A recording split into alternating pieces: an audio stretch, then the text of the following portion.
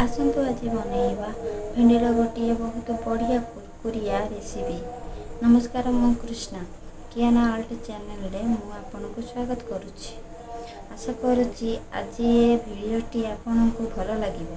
ଯଦି ଭଲ ଲାଗିଲା ଭିଡ଼ିଓଟିକୁ ଲାଇକ୍ କରନ୍ତୁ, ହ୍ୱାଟ୍ସଆପ୍ ଓ ଫେସବୁକ୍ ମାଧ୍ୟମରେ ଏହାକୁ ସେୟାର କରନ୍ତୁ ଏବଂ ଏମିତି ନୂଆ ନୂଆ ଭିଡ଼ିଓର ନୋଟିଫିକେସନ୍ ପାଇଁ ତଳେ ଦିଆଯାଇଥିବା ସବସ୍କ୍ରାଇବ୍ ବଟନ୍କୁ କ୍ଲିକ୍ କରି ଅଲ୍ ନୋଟିଫିକେସନ୍ ବେଲ୍ ଆଇକନ୍ରେ ପ୍ରେସ୍ କରନ୍ତୁ।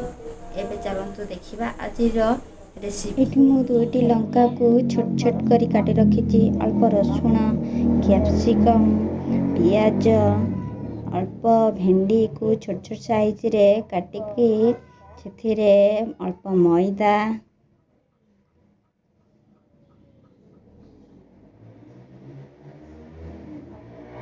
ଗୋଟେ ଚାମଚ କର୍ଣ୍ଣଫ୍ଲୋର,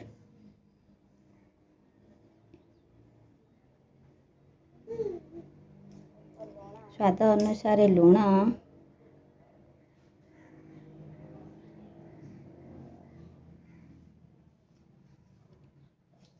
ଗୋଟେ ଚାମଚ ଶୁଖିଲା ଲଙ୍କା ଗୁଣ୍ଡ, ତାକୁ ଭଲ ଭାବରେ ପାଣି ଦେଇ ଭଲ ଭାବରେ ମିକ୍ସ କରିଦେବି, ଯେମିତିକି ଭେଣ୍ଡିରେ ମଇଦା ଆଉ କର୍ଣ୍ଣଫ୍ଲୋର ଭଲ ଭାବରେ ମିଶିଯିବ। ତାକୁ 5 ମିନିଟ୍ ରଖିକି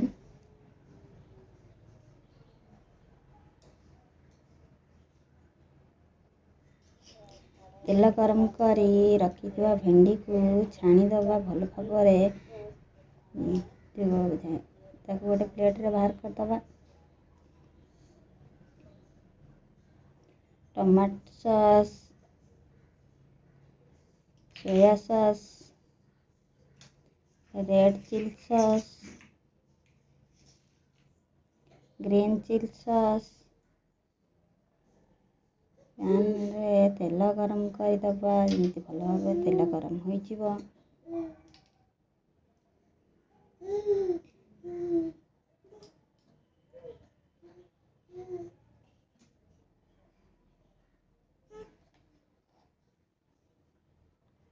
ତେଲ ଗରମ ହୋଇଗଲାଣି,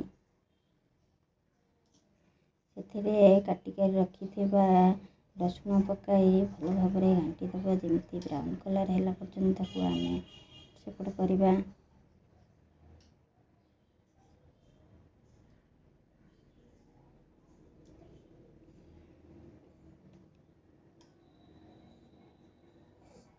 ରସୁଣର କଞ୍ଚା ସେଥିରେ କାଟିକି ରଖିଥିବା ଲଙ୍କାକୁ ପକାଇଦେବା।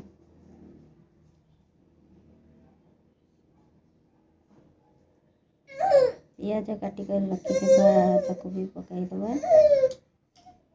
ପିଆଜ ବ୍ରାଉନ୍ କଲର୍ ହୋଇଗଲେ ସେଥିରେ ରଖିଥିବା କାଟିକି କ୍ୟାପ୍ସିକମ୍କୁ ପକାଇଦେବା। ଭଲ ଭାବରେ ଭାଜି ହେବା ପାଇଁ ଛାଡ଼ିଦେବା।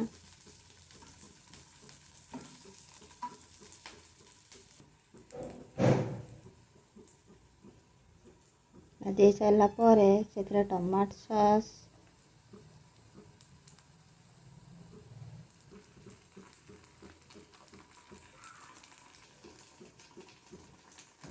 Green chilli sauce,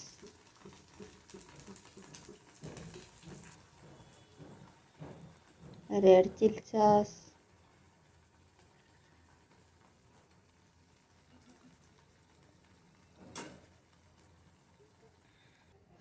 soya sauce,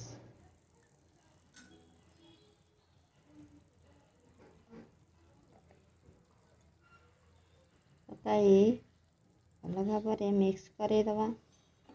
mix କରିଦେବାକୁ 5 ମିନିଟ୍ ମିକ୍ସ କରିଦେଲେ ଭଲ ଭାବରେ ମିକ୍ସ ହୋଇଯିବ।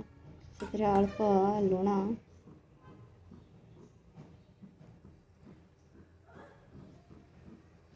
ପକାଇବା।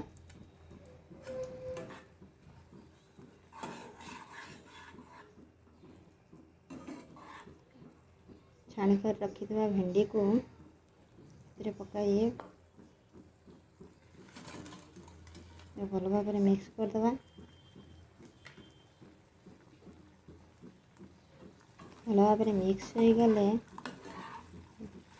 ଗ୍ୟାସ୍ ଅଫ୍ କରି ପାତ୍ର କାଢ଼। ଦେଖ ଆମର ହେଇଗଲା ମସଲା ଚିଲି ଭେଣ୍ଡି।